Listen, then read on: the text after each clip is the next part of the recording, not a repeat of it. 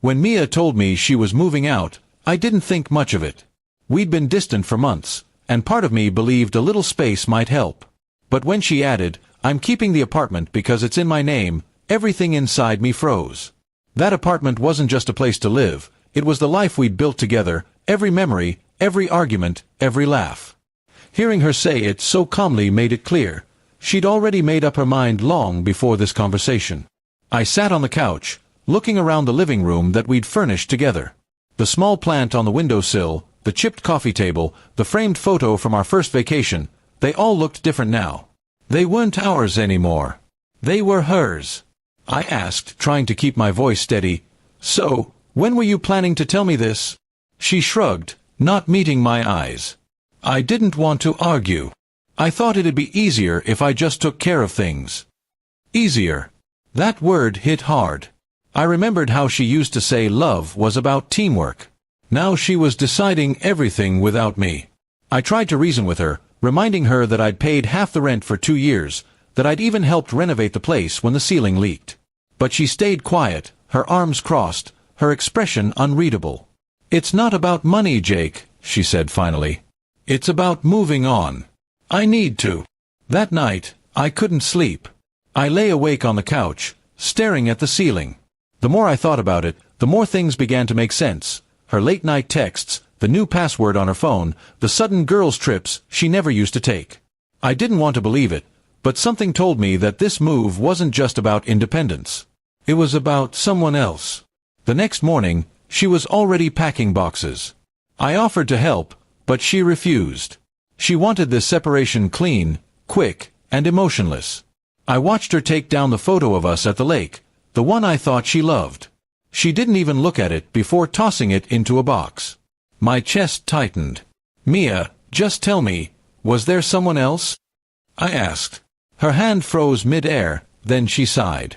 "It doesn't matter anymore, Jake." That was enough of an answer. Days passed like slow poison. The apartment felt emptier each hour. She still stayed there. Technically, it was her place, while I started looking for somewhere else. The cruel irony was that my name was on every bill, yet I had no say in staying. Every time I came to collect my things, she acted like I was a guest. A week later, a delivery man showed up while I was grabbing the last of my clothes. He carried a large bouquet of flowers with a note attached. Mia smiled and took it, pretending not to see me watching. When she left the room, curiosity got the better of me. The note read, "Can't wait to see you tonight. Dinner's on me. See." That was the confirmation I didn't want. I didn't confront her right then. Instead, I quietly packed the last of my belongings and left. But before I did, I stopped by the lease agreement folder she kept on the shelf. I had signed something there, a clause about shared property expenses. I took photos of everything, just in case. My hands shook as I shut the door behind me for the last time. Over the next month, I stayed with a friend while sorting out legal advice. Turns out, since I had contributed financially, I was entitled to a portion of the apartment's equity. Mia hadn't expected that. When she got the notice, she called me, furious. "How could you do this? You said you'd let it go." I stayed calm. "You made your choices, Mia.